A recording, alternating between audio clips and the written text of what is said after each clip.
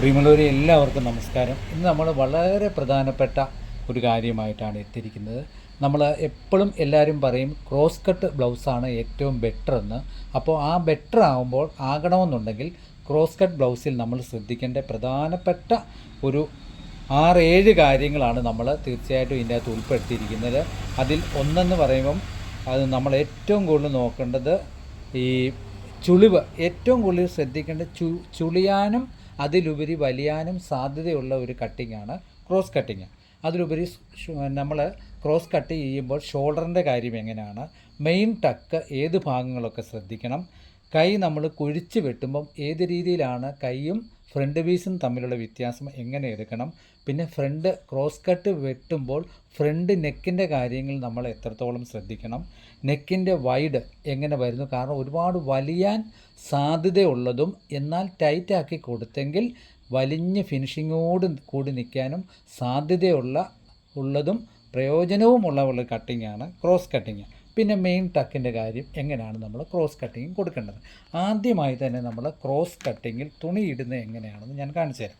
ഇതൊന്ന് നോക്കിക്കോണം. നമ്മൾ ക്രോസ് കട്ട് ചെയ്യുമ്പോൾ എപ്പോഴും നമ്മൾ തേര് പീസിൻ്റെ ഈ ഒരു ഭാഗത്ത് മുട്ടിച്ച് വേണം നമ്മൾ ഇടാൻ. ഇങ്ങനെ തന്നെ ഇടണം.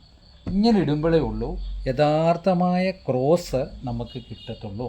കാരണം ക്രോസിൻ്റെ വലിവ് നമ്മൾ ഇങ്ങനെ ഇട്ട് വെക്കും. നിങ്ങൾ എപ്പോഴും ഈ 36 വീതിയിൽ ഈ ഒരു തേര് പീസിൻ്റെ സൈഡ് നോക്കണം. ഇതുകൊണ്ട് ഈ ഒരു സൈഡ് നമ്മൾ ബാക്ക് പീസ് വെട്ടിക്കഴിയുമ്പോൾ ഓട്ടോമാറ്റിക്കായിട്ട് അവിടെ വരുന്നൊരു സംഭവമാണ് ഈ തേര് പീസ്. ഈ തേര് പീസിൻ്റെ സൈഡിൽ നമ്മൾ ഈ ബാക്ക് സൈഡ് വരുന്ന കാര്യം പ്രത്യേകം നോക്കിക്കോണം. അതിലുപരി നമ്മൾ ചെയ്യുന്ന എന്തെന്ന് പറഞ്ഞാൽ ഈ തേര് പീസ് വന്നു കഴിയുമ്പോൾ നമുക്ക് ശരിക്കും ഇവിടെ ഉള്ള ഒരു ക്രോസ് കിട്ടും. അത് ഞാൻ നിങ്ങളെ ഒന്ന് വരച്ച് കാണിക്കാം. ഇതുണ്ടോ, ഇങ്ങനെ ഇപ്പോൾ വരച്ചിട്ട് നമുക്ക് ഫ്രണ്ട് ഞാൻ എടുത്ത് കാണിക്കാം. ഇങ്ങനെ ഇട്ട് കഴിയുമ്പോൾ ഈ രീതിയിലാണ് നമുക്ക് ക്രോസ് വരുന്നത്. യഥാർത്ഥമായിട്ടും ക്രോസ് വരുന്നത്. ഈ ക്രോസ് വരുമ്പോൾ മെയിൻ ടക്കിൻ്റെ ഭാഗത്ത് നമ്മൾ വലിയുന്ന ഭാഗം ശരിക്ക് കൈ പിടിച്ചാൽ നമുക്കിങ്ങനെ അറിയാൻ പറ്റും. ഇതുണ്ട്, ഇങ്ങനെ വരും, ഇങ്ങനെ വലിയും. 100% ക്രോസ് കട്ടിങ്ങിൽ ഇങ്ങനെ വലിയും.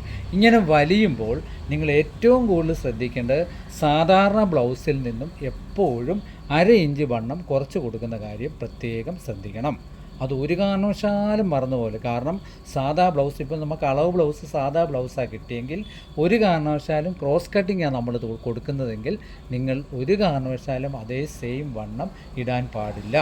മെയിനായിട്ട് നമ്മൾ ശ്രദ്ധിക്കേണ്ട കാര്യമാണ്.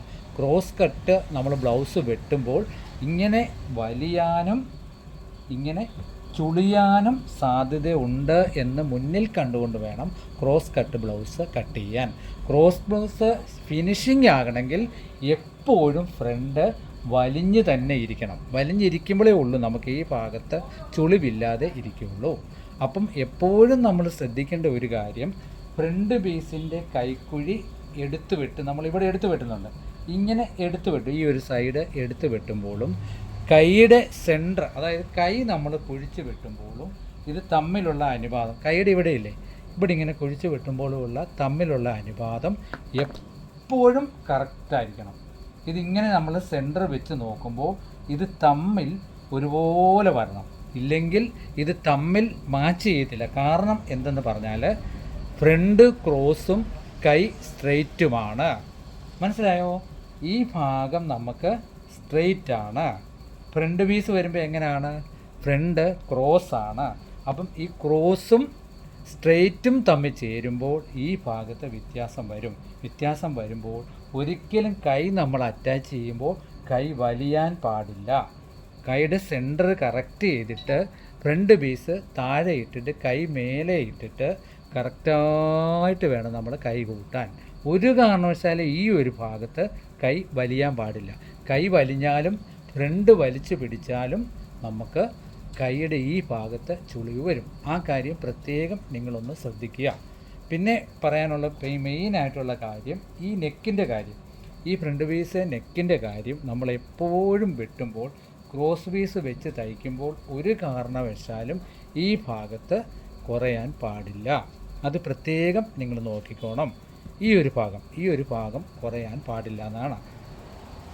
ആ കാര്യം എപ്പോഴും നിങ്ങൾ ബുക്കിൽ കുറിച്ചിടുക. പിന്നെ ഇത് ഈ ഫ്രണ്ട് പീസ് എടുക്കുന്ന കാര്യം എപ്പോഴും ഈ കൈക്കുഴിയുടെ ഭാഗം റിഗാളിൻ്റെ പ്രത്യേകം നോക്കിക്കോണം.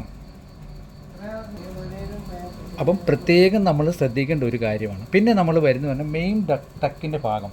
മെയിൻ ടക്കിൻ്റെ ഭാഗം നമ്മൾ മെയിൻ ടക്ക് ഈ ഭാഗത്താണ് കൊടുക്കുക. ഇപ്പം നമ്മൾ നോക്കണം, ഈ ഒരു ഭാഗത്താണ് നമ്മൾ മെയിൻ ടക്ക് കൊടുക്കുന്നത്. ഈ ഭാഗം വരുമ്പോൾ ഈ ഭാഗത്ത് നമ്മൾ ഇവിടെ ഒരു ടക്കിൻ്റെ സെൻറ്റർ പോയിൻ്റ് ഉണ്ട്. കാരണം രണ്ട് ബ്ലൗസ് തമ്മിൽ ഹുക്കിട്ട് കഴിയുമ്പോൾ ഈ ഒരു പോയിൻ്റ് ടക്കിൻ്റെ ഒരു സെൻറ്റർ പോയിൻ്റ്, ബ്ലൗസിൻ്റെ ഒരു സെൻറ്റർ വശമാണിത്. ഇത് തമ്മിൽ ഇത് 1/2 ഇഞ്ച് കയറിയേ നമുക്ക് ഇങ്ങോട്ട് വരുള്ളൂ. അപ്പോൾ ബ്ലൗസ് ഇട്ട് കഴിയുമ്പോൾ ഒരു കാരണവശാലും നമ്മൾ ശ്രദ്ധിക്കേണ്ടത് ഈ ഒരു ടക്കിൻ്റെ ഈ ഒരു ഭാഗം നമ്മളിങ്ങനെ ടക്ക് പിടിച്ച് കഴിയുമ്പോൾ ഇത് സെൻറ്റർ മാറി സൈഡിലോട്ട് പോകാതെ പ്രത്യേകം സൂക്ഷിക്കണം. കാരണം ഈ ബ്ലൗസിന് സെൻറ്റർ മാറി നമ്മൾ സൈഡിലോട്ട് പോവുകയാണെങ്കിൽ ഫ്രണ്ട് വശം ചുളിയാനും അതിലുപരി നെക്കിലേക്ക് കയറാനും ഉള്ള സാധ്യത വളരെയധികം കൂടുതലാണ്. അപ്പം ഈ ഭാഗം തീർച്ചയായിട്ടും നിങ്ങൾ ബുക്കിൽ എഴുതി വെക്കുക. അതിലുപരി വരുന്നത് നെക്കിൻ്റെ വൈഡ് ഒരു കാരണവശാലും കൂടാതെ നോക്കണം. കാരണം ഈ ഒരു ഭാഗം നമ്മളിങ്ങനെ വെട്ടിപ്പോകുമ്പോൾ ഒരു 1/2 ഇഞ്ചോളം ഇങ്ങോട്ട് വ്യത്യാസം വരുത്തിയിട്ട് ഷോൾഡർ ഈ ഭാഗത്ത് കുറച്ചാൽ വളരെയധികം നന്നായിരിക്കും. കാരണം ഈ ഒരു ഭാഗം നെക്കിൻ്റെ ഈ ഒരു ഭാഗം വെട്ടി മേളിലോട്ട് കയറ്റിയിട്ട് ഷോൾഡറിൻ്റെ ഈ ഒരു ഭാഗം കുറച്ചാൽ വളരെയധികം ഭംഗിയായിട്ടിരിക്കും. ഇതുപോലുള്ള കാര്യങ്ങളാണ് ഏറ്റവും കൂടുതൽ നമുക്ക് ക്രോസ് ബ്ലൗസ് കട്ടിങ്ങിൽ നമുക്ക് ശ്രദ്ധിക്കാനുള്ളത്. അപ്പോൾ ഇതുപോലെ കണ്ട് മനസ്സിലാക്കുകയും ബുക്കിൽ കുറിച്ചിടുകയും ചെയ്യുക. അടുത്ത ക്ലാസ്സിൽ നിങ്ങൾ എപ്പോൾ ആണെങ്കിലും നിങ്ങൾക്ക് ഇതേപ്പറ്റിയുള്ള സംശയങ്ങൾ ചോദിക്കുവാണെങ്കിൽ കൂടുതൽ പറഞ്ഞു തരാൻ നമുക്ക് എളുപ്പമായിരിക്കും. ബുക്കിൽ ഇത് എഴുതിയിടുകയും ഈ വീഡിയോ കണ്ടതിന് ശേഷം അല്ലെങ്കിൽ ഇന്നത്തെ ക്ലാസ് കണ്ടതിന് ശേഷം നമ്മൾ അതിൻ്റെ സംശയങ്ങളായിട്ട് നിങ്ങൾ ചോദിക്കുക, പറഞ്ഞു തരാം. അപ്പം ഇന്നത്തെ ക്ലാസ് പൂർണ്ണമാകുന്നു. എല്ലാവർക്കും ഈശ്വരൻ്റെ അനുഗ്രഹം ഉണ്ടാകട്ടെ എന്ന് നിറഞ്ഞ മനസ്സോടുകൂടി പ്രാർത്ഥിച്ചുകൊണ്ട് നിർത്തുന്നു. നന്ദി, നമസ്കാരം. താങ്ക്